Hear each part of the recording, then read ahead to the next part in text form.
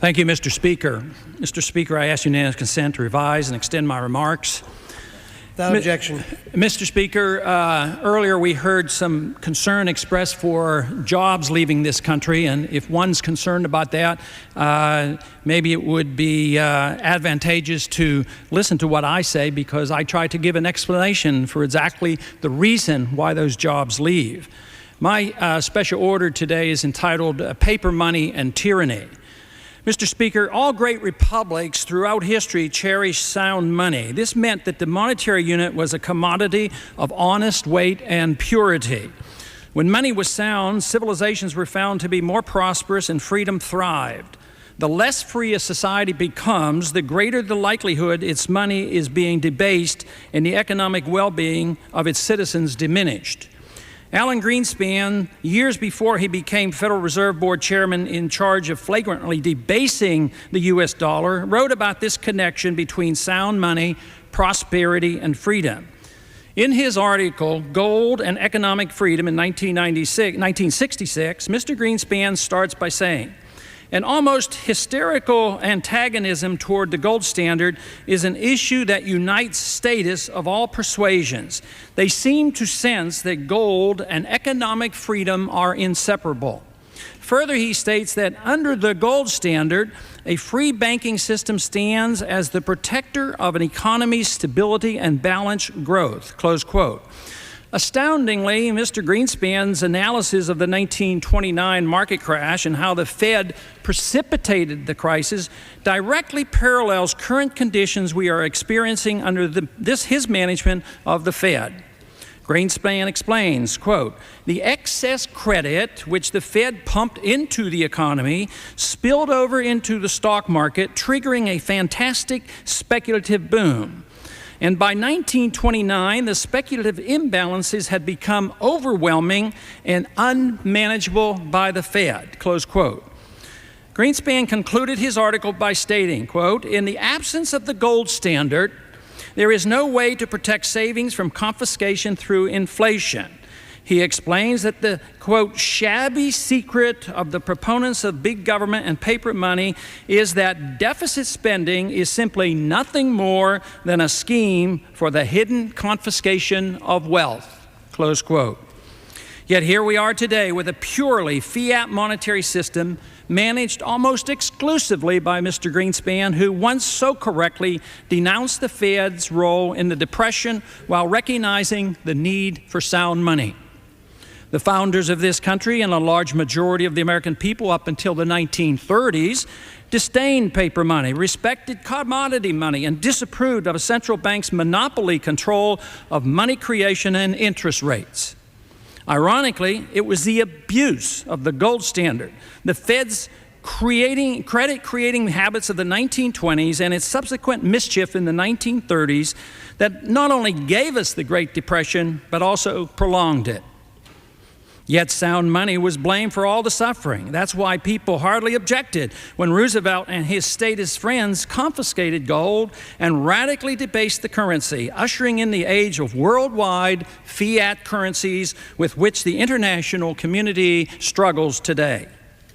If honest money and freedom are inseparable, as Mr. Greenspan argues, and paper money leads to tyranny, one must wonder why it's so popular with the economists, the business community, bankers, and our government officials.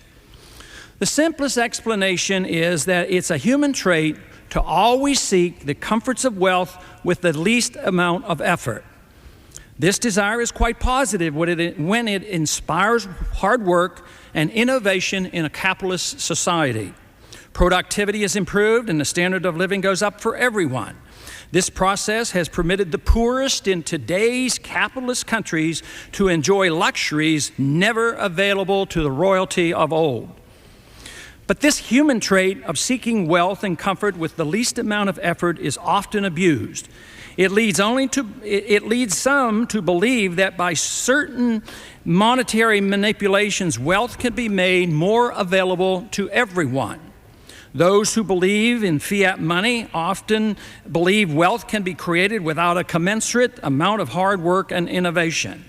They also come to believe that savings and market control of interest rates are not only unnecessary, but actually hinder a productive, growing economy. Concern for liberty is replaced by the illusion that material benefits can be more easily obtained with fiat money than through hard work and ingenuity. The perceived benefits soon become of greater concern for society than the preservation of liberty. This does not mean proponents of fiat money embark on a crusade to promote to promote tyranny, though that is what it leads to. But rather, they hope that they have found the philosopher's stone and a modern alternative to the challenge of turning lead into gold. Our founders thoroughly understood this issue and warned us against the temptation to seek wealth and fortune without the work and savings that real prosperity requires. James Madison warned of, quote, the pestilent effects of paper money, close quote, as the founders had vivid memories of the destructiveness of the continental dollar. George Mason of Virginia said that he had a, quote, mortal hatred of paper money, close quote. Constitutional Convention delegate Oliver Ellsworth from Connecticut thought the convention, quote, a favorable moment to shut and bar the door against paper money, close quote. This view of the evils of paper money was shared by almost all of the delegates to the convention and was the reason the Constitution limited congressional authority to deal with the issue and mandated that only gold and silver could be legal tender. Paper money was prohibited and no central bank was authorized. Over and above the economic reasons for honest money, however, Madison argued the moral case for such.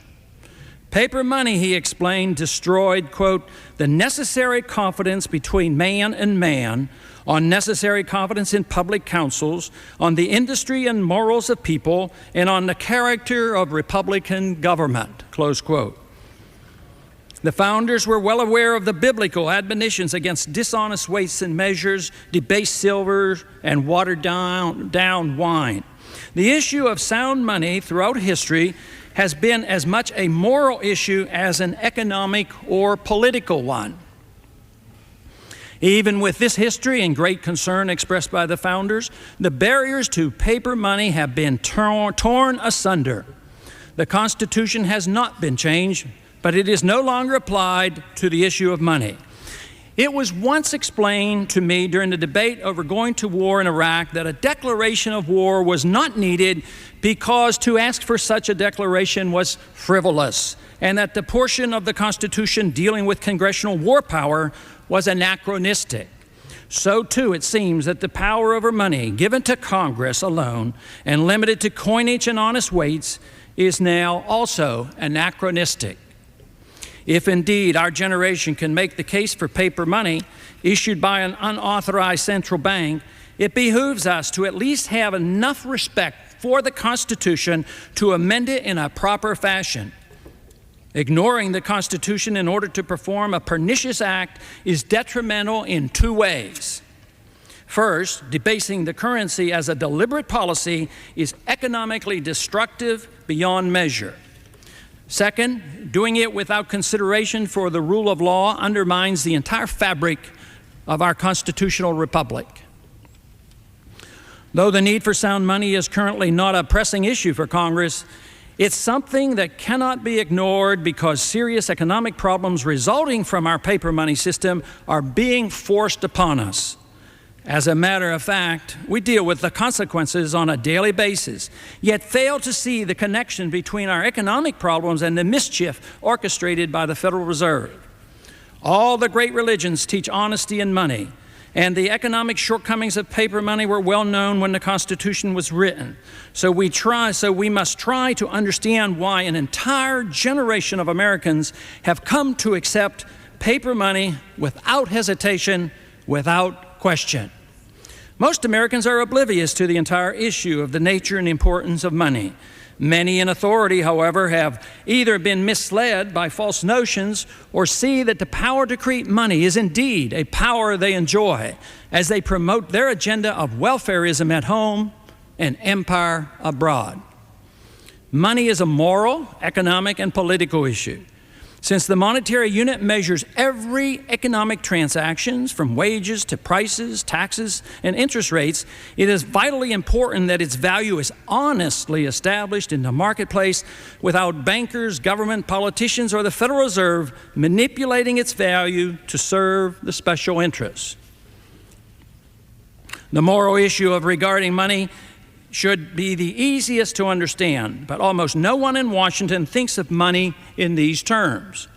Although there is a growing and deserved distrust in government per se, trust in money and the Federal Reserve's ability to manage it remains strong. No one would welcome a counterfeiter to town, yet this is the same authority is blindly given to the central bank without any serious oversight by the Congress. When the government can replicate the monetary unit at will without regard to cost, whether it's a paper currency or a computer entry, it's morally identical to the counterfeiter who illegally prints currency. Both ways, it's fraud. A fiat monetary system allows power and influence to fall into the hands of those who control the creation of new money and to those who get to use the credit or money early in its circulation. The insidious and eventual cost falls on unidentified victims who are usually oblivious to the cause of their plight. This system of legalized plunder allows one group to benefit at the expense of another. An actual transfer of wealth goes from the poor and the middle class to those in privileged financial positions. In many societies, the middle class has actually been wiped out by monetary inflation, which always accompanies fiat money. The high cost of living and loss of jobs hits one segment of society, while in the early stages of inflation, the business class actually benefits from the easy credit. An astute stock investor or home builder can make millions in the boom phase of the business cycle, while the poor and those dependent on fixed incomes can't keep up with the rising cost of living. Fiat money is also immoral because it allows government to finance special interest legislation that otherwise would have to be paid for by direct taxation or by productive enterprise. This transfer of wealth occurs without directly taking the money out of someone's pocket. Every dollar created dilutes the value of existing dollars in circulation. Those individuals who worked hard, paid their taxes, and saved some money for a rainy day are hit the hardest, with their dollars being depreciated in value while earning interest that is kept artificially low by the Federal Reserve easy credit system. The easy credit helps investors and consumers who have no qualms about going into debt and even declaring bankruptcy. If one sees the welfare state and foreign militarism as improper and immoral, one understands how the license to print money permits these policies to go forward far more easily than if they had to be paid for immediately by direct taxation. Printing money, which is literally inflation, is nothing more than a sinister and evil form of hidden taxation. It's unfair and deceptive, and accordingly strongly opposed by the authors of the Constitution. That is why there is no authority for Congress, the Federal Reserve, or the executive branch to operate the current system of money we have today. Although the money issue today is of little practical interest to the parties and the politicians, it should not be ignored. Policymakers must contend with the consequences of the business cycle, which result from the fiat monetary system under which we operate. They may not understand the connection now, but eventually they must. In the past, money and gold have been dominant issues in several major political campaigns. We find that when the people have had a voice in the matter, they inevitably choose gold over paper. To the common man, it just makes sense. As a matter of fact, a large number of Americans, perhaps a majority, still believe our dollar is backed by gold at Fort Knox. The monetary issue, along with the desire to have free trade among the states, prompted those at the Constitutional Convention to seek solutions to problems that plagued the post-Revolutionary War economy. The post-war recession was greatly aggravated by the collapse of the unsound fiat continental dollar. The people, through their representatives, spoke loudly and clearly for gold and silver over paper. Andrew Jackson, a strong proponent of gold and opponent of central banking, he opposed the Second Bank of the United States, was a hero to the working class and was twice elected president. This issue was fully debated in his presidential campaigns. The people voted for gold over paper. In the 1870s, the people once again spoke out clearly against the greenback inflation of Lincoln. Notoriously, governments go to paper money while rejecting gold to promote unpopular and unaffordable wars. The return to gold in 1879 went smoothly and was welcomed by the people, putting behind them the disastrous Civil War inflationary period. Grover Cleveland, elected twice to the presidency, was also a strong advocate of the gold standard. Again, in the presidential race of 1896, William McKinley argued the case for gold. In spite of the great orations by William Jennings Bryan, who supported monetary inflation and made a mocking cross of gold speech, the people rallied behind McKinley's bland but correct argument for sound money. The 20th century was much less sympathetic to gold. Since 1913, central banking has been accepted in the United States without much debate, despite the many economic and political horrors caused by or worsened by the Federal Reserve since its establishment.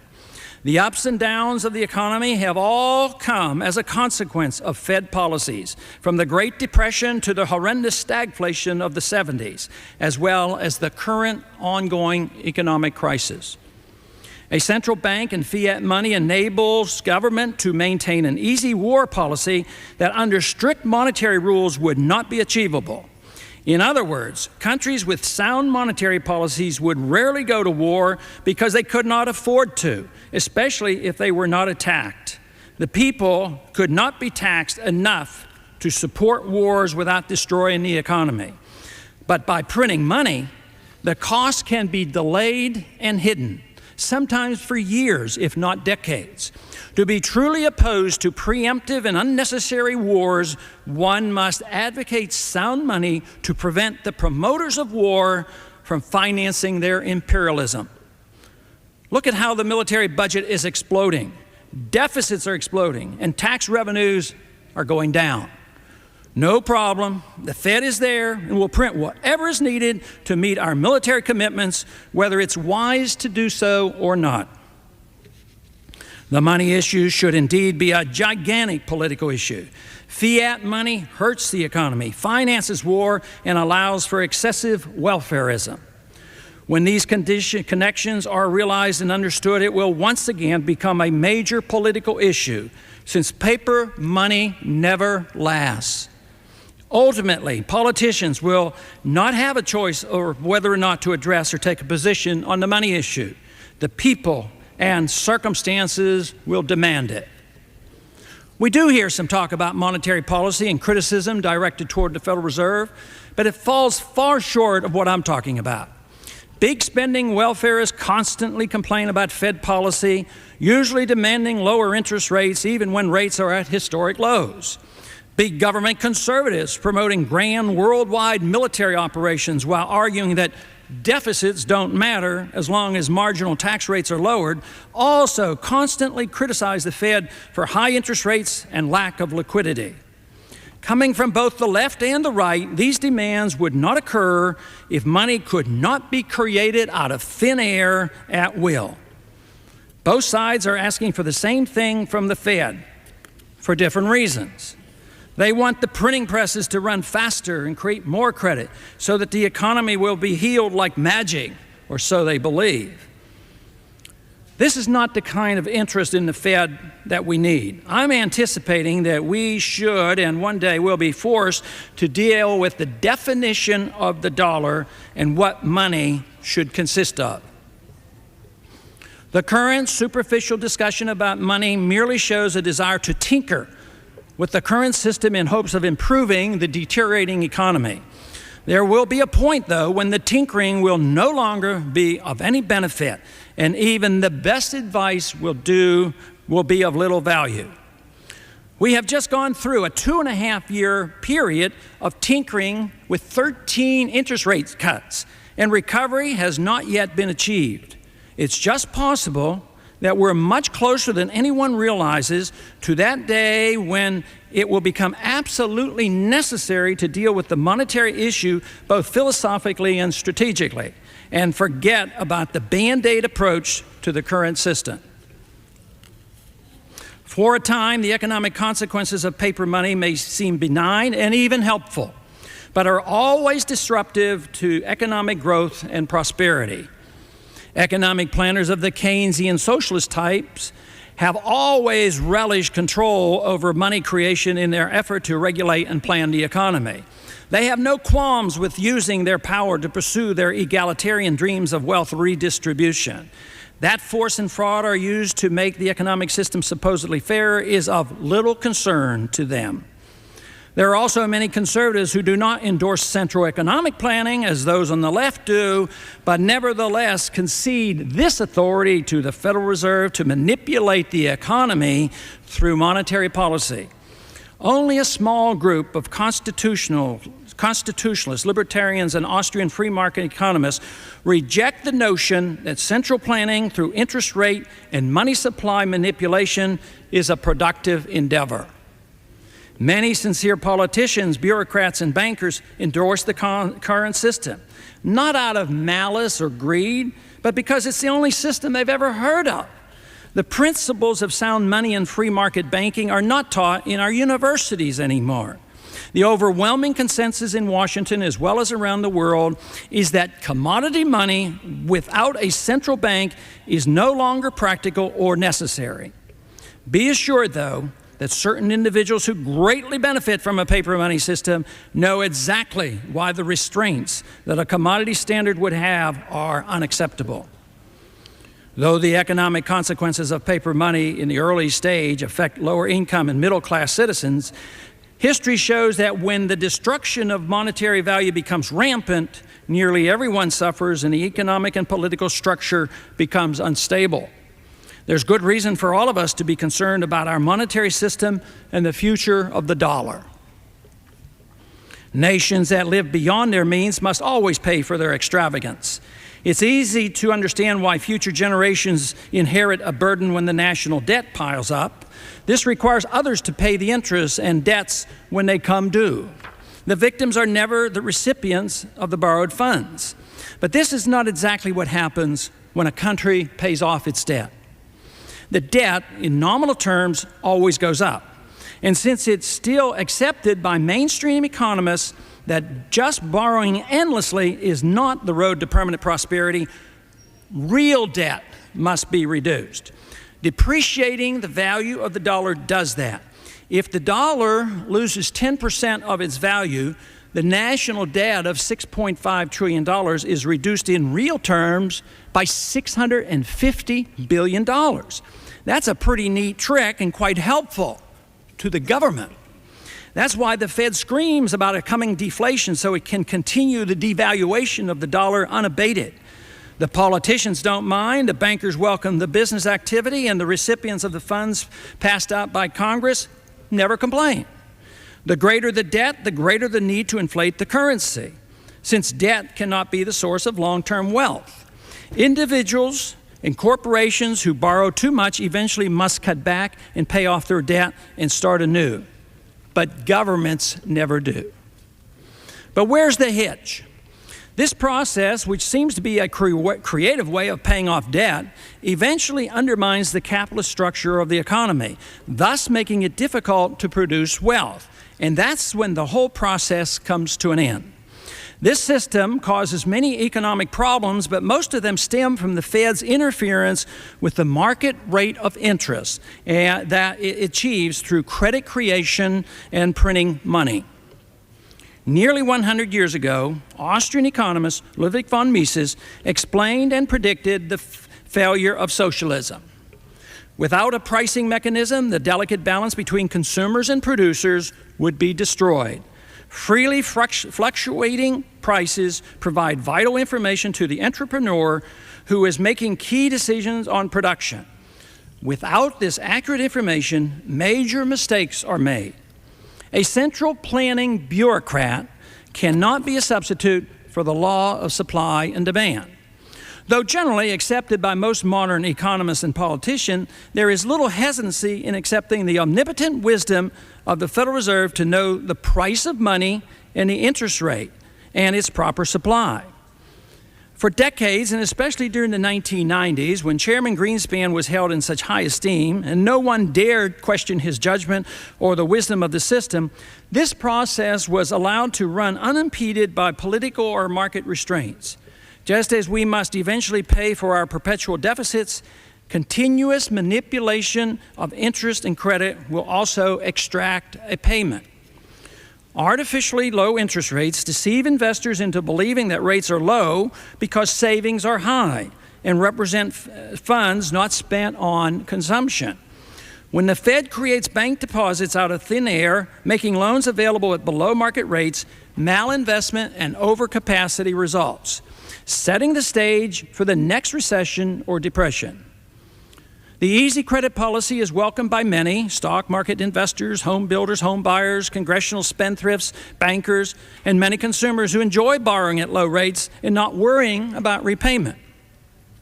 However, perpetual good times cannot come from a printing press or easy credit created by a Federal Reserve computer. The piper will demand payment, and the downturn in the business cycle will see to it.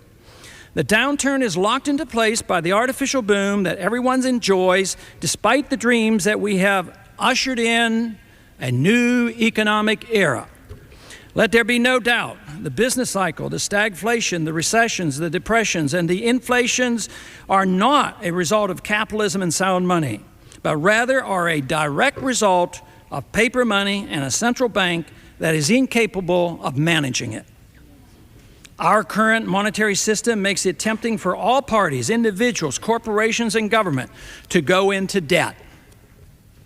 It encourages consumption over investment and production.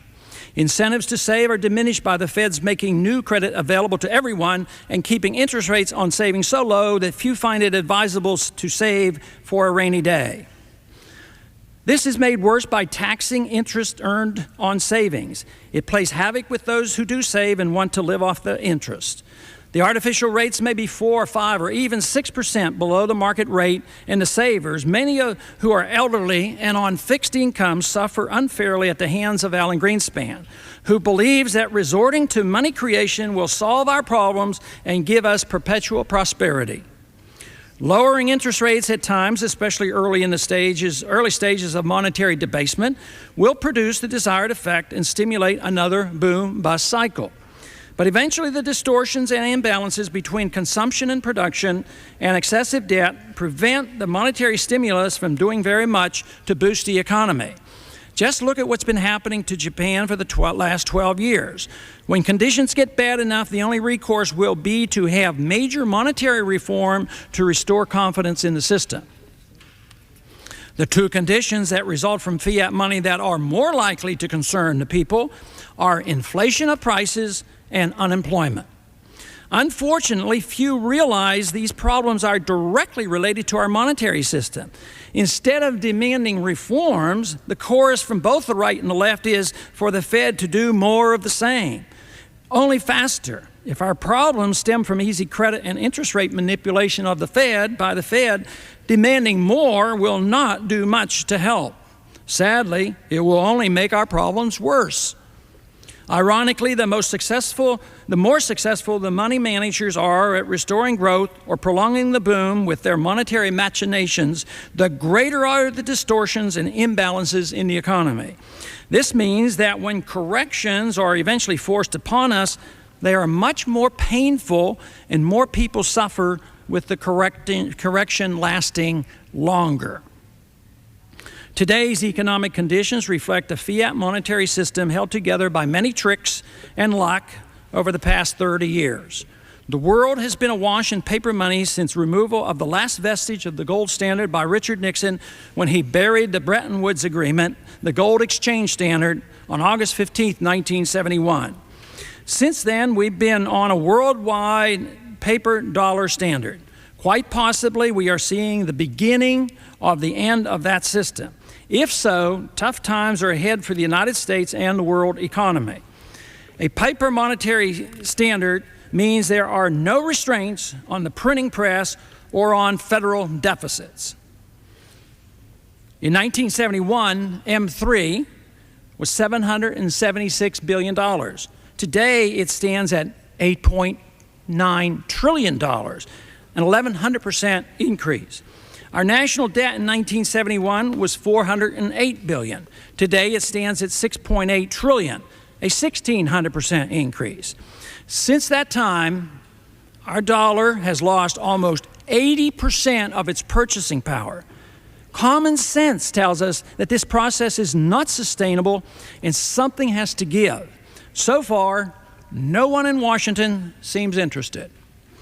Although dollar creation is ultimately the key to its value, many other factors play a part in its perceived value, such as the strength of our economy, our political stability, our military power, the benefits of the dollar being the key reserve currency of the world, and the relative weakness of other nations' economies and their currencies.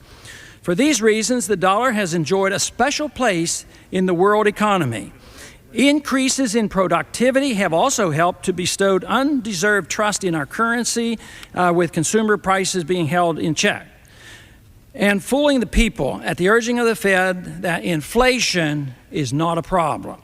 Trust is an important factor in how the dollar is perceived. Sound money encourages trust, but trust can come from these other sources as well.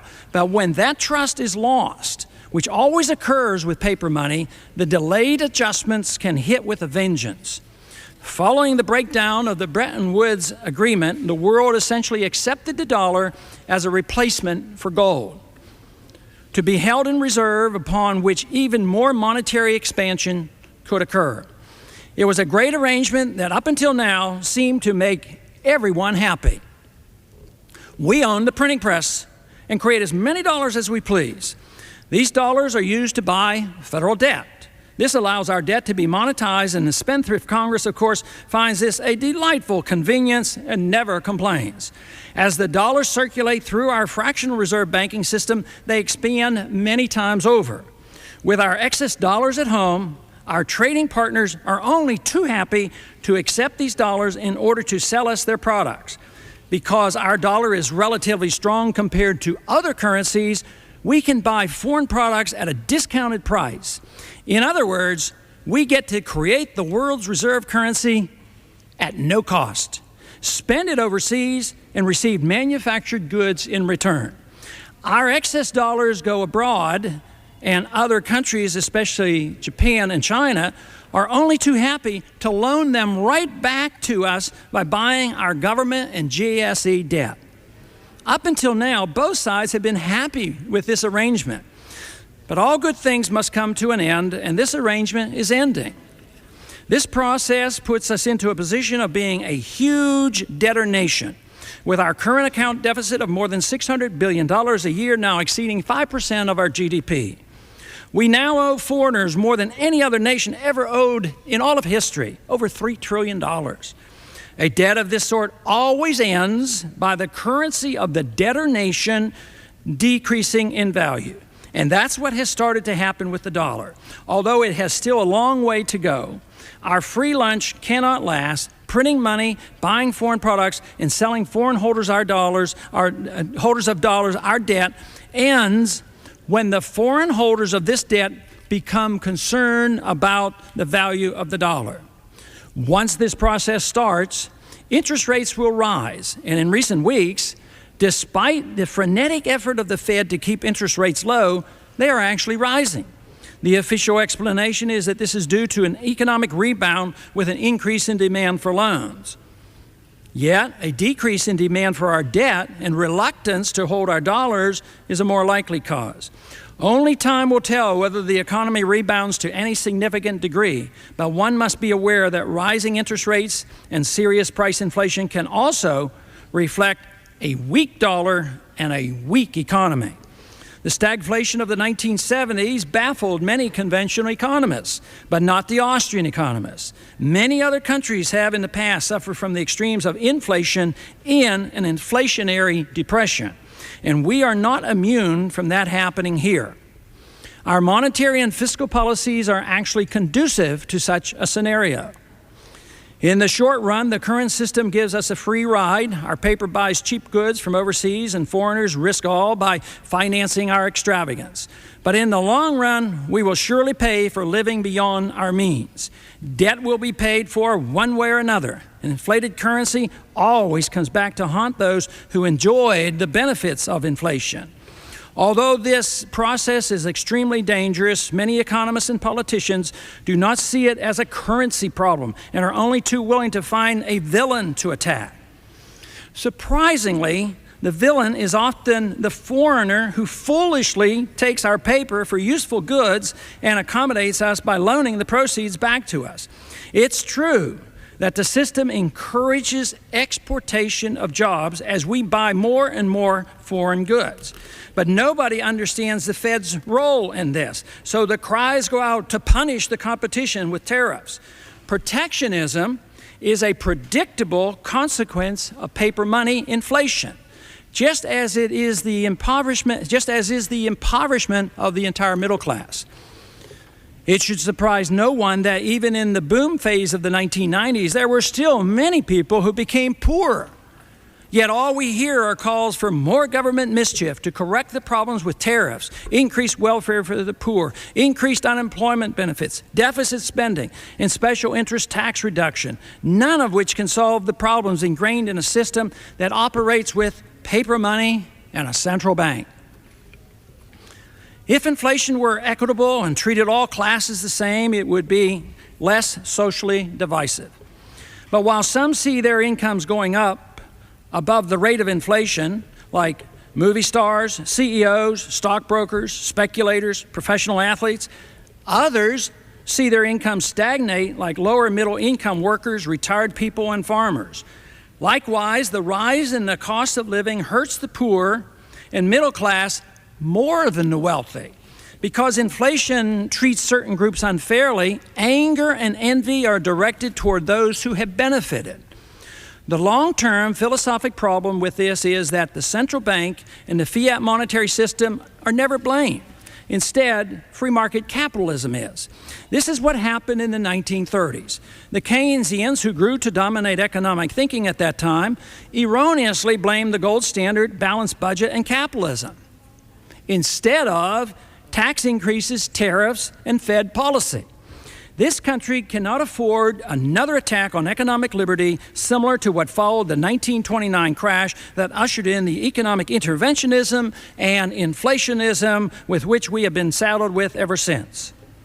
These policies have brought us to the brink of another colossal economic downturn, and we need to be prepared.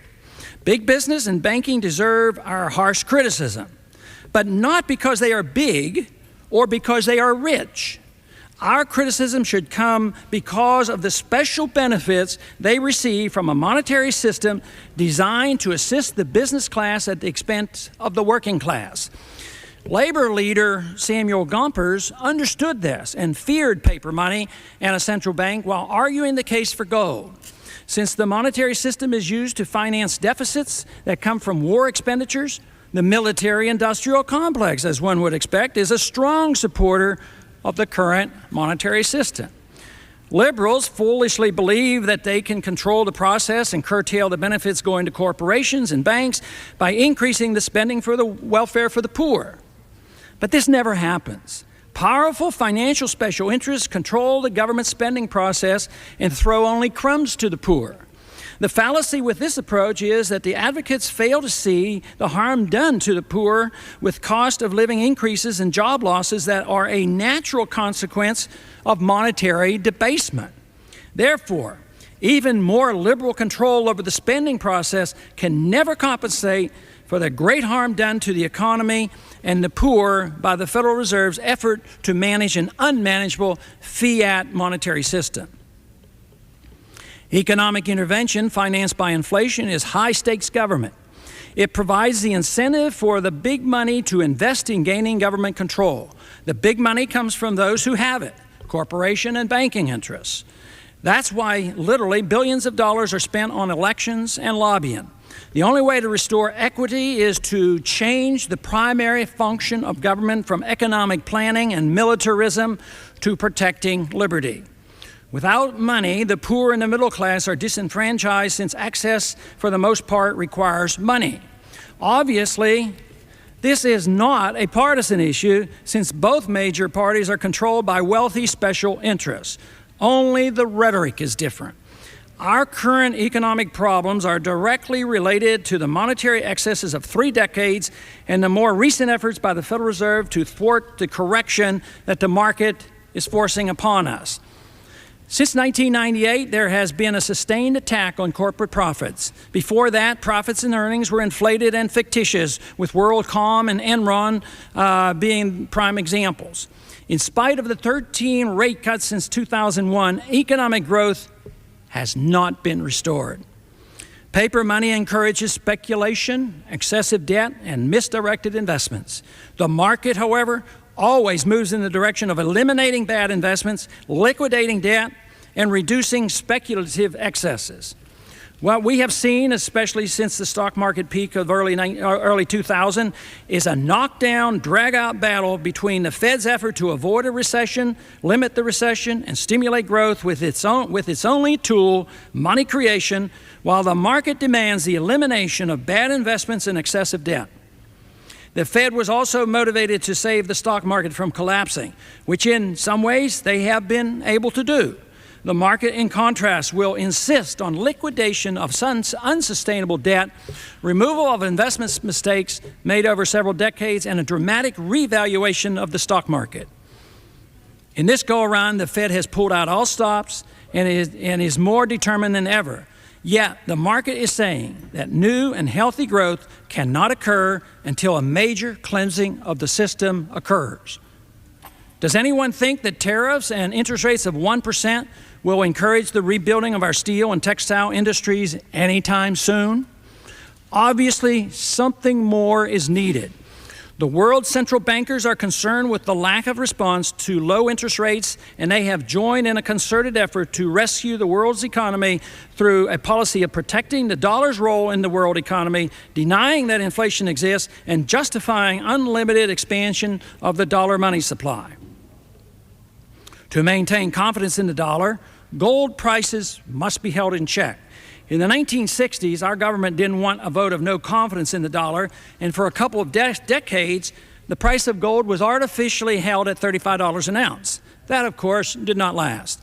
In recent years, there has been a coordinated effort by the world's central bankers to keep the price of gold in check by dumping part of their large hoard of gold into the market. This has worked to a degree, but just as it could not be sustained in the 1960s until Nixon declared the Bretton Woods Agreement dead in 1971, this effort will fail as well. The market price of gold is important because it reflects the ultimate confidence in the dollar. An artificially low price for gold contributes to false confidence, and when this is lost, more chaos ensues as the market adjusts for the delay. Monetary policy today is designed to demonetize gold and guarantee for the first time that paper can serve as an adequate substitute in the hands of wise central bankers. Trust then has to be transferred from gold to the politicians and bureaucrats who are in charge of our monetary system. This fails to recognize the obvious reason that market participants throughout history have always preferred to deal with real assets, real money, rather than government paper. This contest between paper and honest money is of much greater significance than many realize. We should know the outcome of this struggle within the next decade. Alan Greenspan, although once a strong advocate for the gold standard, now believes he knows what the outcome of this battle will be. Is it just wishful thinking on his part? In an answer to a question I asked him before the Financial Service Committee in February of this year, Mr. Greenspan made an effort to convince me that paper money now works as well as gold. Quote, I have been quite surprised, and I must say pleased, by the fact that central banks have been able to effectively simulate many of the characteristics of the gold standard by constraining the degree of finance in a manner which effectively brought down the general price levels.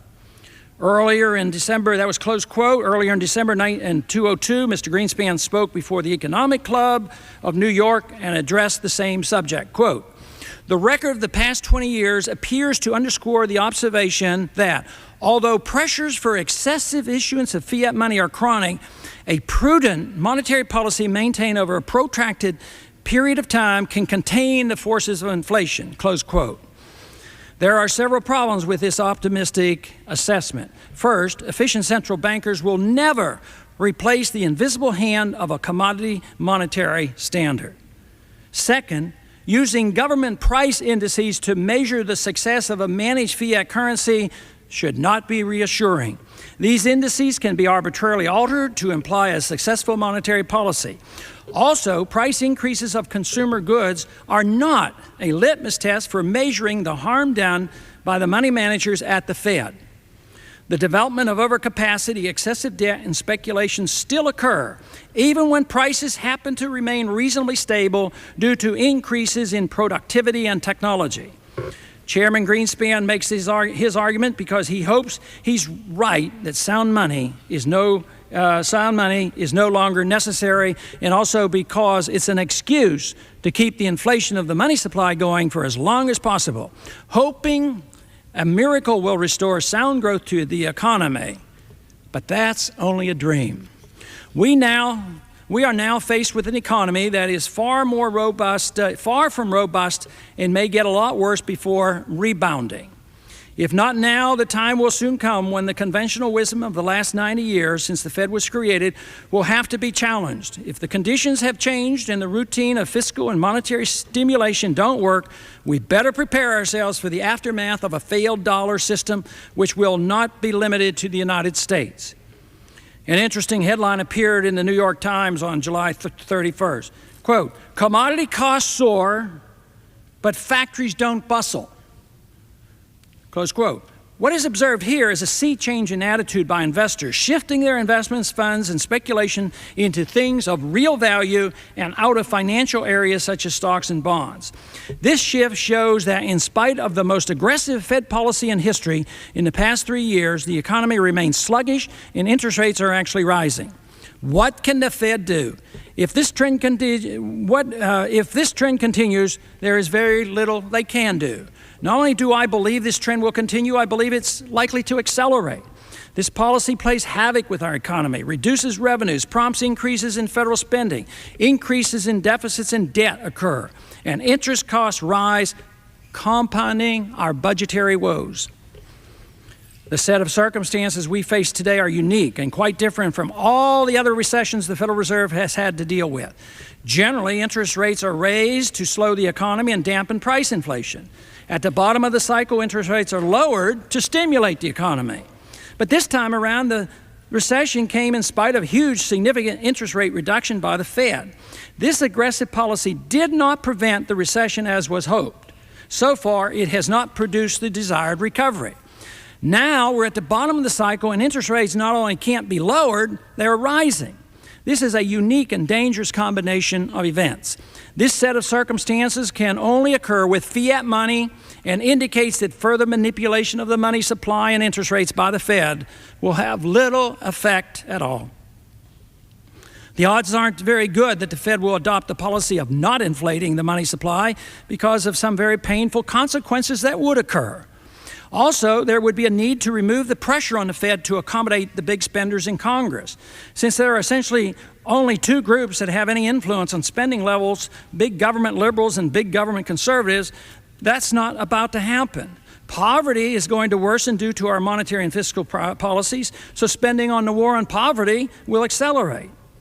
Our obsession with policing the world, nation building, and preemptive war are not likely to soon go away since both Republican and Democrat leaders endorse them. Instead, the cost of defending the American empire is going to accelerate.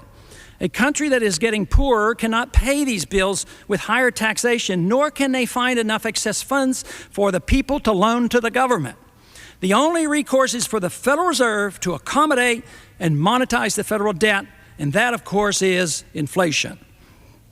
It's now admitted that the deficit is out of control, with next year's deficit reaching over $1 trillion, not counting the billions borrowed from the trust funds like Social Security. I'm sticking to my prediction that within a few years, the national debt will increase over $1 trillion in one fiscal year. So far, so good. No big market reactions. The dollar is holding its own, and the administration and congressional leaders are not alarmed, but they ought to be. I agree it would be politically tough to bite the bullet and deal with our extravagance, both fiscal and monetary. But the repercussions here at home from a loss of confidence in the dollar throughout the world will not be a pretty sight to behold. I don't see any way we are going to avoid the crisis. We do have some options to minimize the suffering. If we decided to, we could permit some alternatives to the current system of money and banking we have today.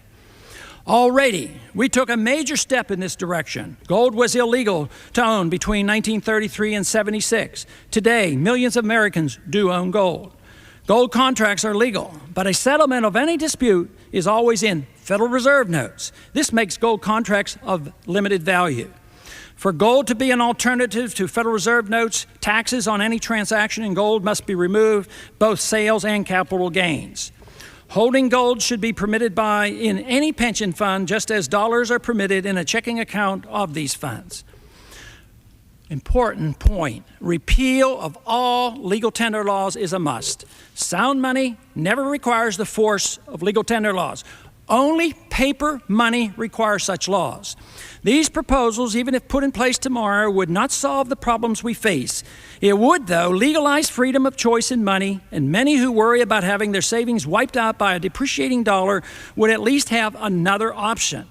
This option would ease some of the difficulties that are surely to come from runaway deficits in a weakened economy with skyrocketing inflation. Curbing the scope of government and limiting its size to that prescribed in the Constitution is the goal that we should seek. But political reality makes this option available to us only after a national bankruptcy has occurred. We need not face that catastrophe. What we need is to strictly limit the power of government to meddle in our economy and our personal affairs and stay out of the internal affairs of other nations. It's no coincidence that during the period following the establishment of the Federal Reserve and the elimination of the gold standard, a huge growth in the size of the federal government and its debt occurred. Believers in big government, whether or not on the left or right, vociferously reject the constraints on government growth that gold demands. Liberty is virtually impossible to protect when the people allow their governments to print money at will. Inevitably, the left will demand more economic interventionism, the right more militarism and empire building. Both sides, either inadvertently or deliberately, will foster corporatism. Those whose greatest interest in liberty and self-reliance are lost in the shuffle. Though left and right have different goals and serve different special interest groups, they are only too willing to compromise and support each other's programs. If unchecked, the economic and political chaos that comes from currency destruction inevitably leads to tyranny, a consequence of which the founders were very much aware of. For 90 years, we have lived with a central bank, with the last 32 years absent of any restraint on money creation. The longer the process lasts, the faster the printing presses have to run in an effort to maintain stability. They are currently running at record rates. It was predictable and is understandable that our national debt is now expanding at a record rate. The panicky effort of the Fed to stimulate economic growth does produce what is considered favorable economic reports, recently citing a second quarter growth this year at 3.1%. But in the footnotes, we find that military spending, almost all of which went overseas, was up an astounding 46%. This, of course, represents deficit spending financed by the Federal Reserve's printing press. In the same quarter, after tax, corporate profits fell 3.4%. This is hardly a reassuring report on the health of our economy and merely reflects the bankruptcy of our current economic policy. Real economic growth won't return until confidence in the entire system is restored. And that is impossible as long as it depends on the politicians not spending too much money and the Federal Reserve limiting its propensity to inflate our way to prosperity. Only sound money and limited government can do that. Mr. Speaker, I yield back the balance of my time.